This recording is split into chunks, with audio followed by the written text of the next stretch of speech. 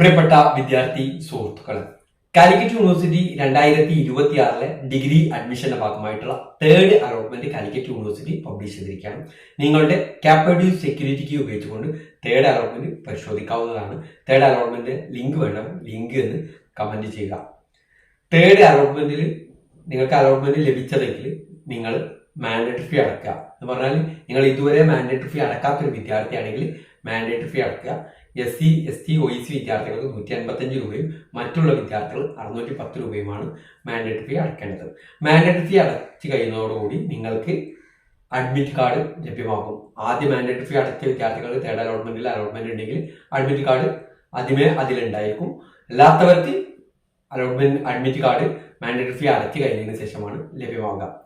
അങ്ങനെ admit card ലഭിച്ചു കഴിഞ്ഞാൽ ഈ വരുന്ന ജൂലൈ 17 വെള്ളിയാഴ്ച വൈകുന്നേരം 5 മണിക്ക് മുമ്പായിട്ട് നിങ്ങൾക്ക് എവിടെയാണോ അലോട്ട്മെന്റ് കിട്ടിയത് ആ കോളേജിൽ പോയിട്ട് പെർമനന്റ് അഡ്മിഷൻ എടുക്കണം.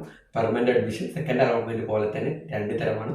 ഒന്ന് ഹയർ ഓപ്ഷൻ നിലനിർത്തിക്കൊണ്ട് പെർമനന്റ് അഡ്മിഷൻ എടുക്കുക. ഹയർ ഓപ്ഷൻ നിലനിർത്താൻ നിങ്ങൾക്ക് കിട്ടിയ ഓപ്ഷന് മുകളിലുള്ള ഓപ്ഷൻ നിലനിർത്തിക്കൊണ്ട് പെർമനന്റ് അഡ്മിഷൻ എടുക്കുക. ഈ വിദ്യാർത്ഥികളെ ഫോർത്ത് അലോട്ട്മെന്റിലേക്ക് പരിഗണിക്കുന്നതാണ്.